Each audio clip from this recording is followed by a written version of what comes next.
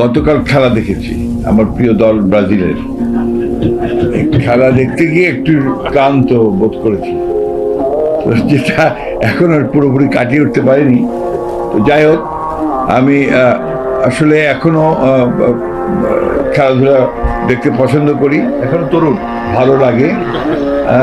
বয়সে তরুণ না হলে মনে তো তরুণ অবশ্যই। তো শহীদ প্রেসিডেন্ট জিয়া রহমান সবাই আলোচনা করতে গেলে এত অল্প পরিসরে এটা হয় না।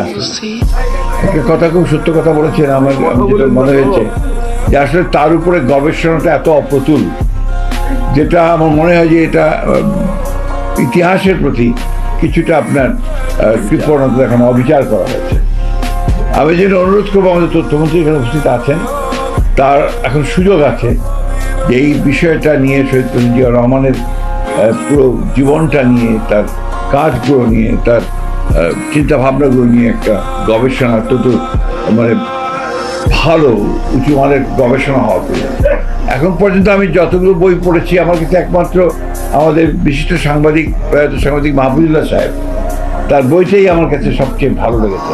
এবং এত আপনার গবেষণা লব্ধ একটা বই, গবেষণা করেই তিনি কাজটা করেছেন, যেটা আমাদেরকে কিছুটা আপনার কাজ দেয়। যারা পড়তে চান তারা এটা পাবেন।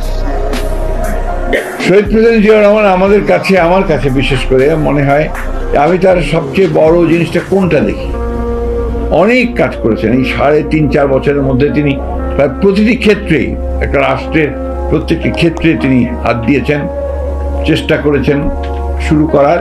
কিন্তু কোন বিষয়গুলো সবচেয়ে আমার কাছে মনে হয় যেগুলো মৌলিক কাজ করেছেন, প্রথমটি আমার কাছে যেটা মনে হয় সেটা হচ্ছে যে আমি যে একজন বাংলাদেশি, আমি যে সেপারেট, আমার যে আলাদা আইডেন্টিটি আছে, আমি যে পশ্চিম বাংলার বাঙালি নই, আমি এই ভূখণ্ডের একজন নাগরিক, এবং আমার যে আলাদা একটা সত্তা আছে, এটা তিনি এস্টাবলিশ করেছেন তার বাংলাদেশি জাতীয়তাবাদের যে তথ্য, সেই তথ্য দিয়ে। আমাকে যে এই কথা সবচেয়ে বড় কাজ মনে হয় তার।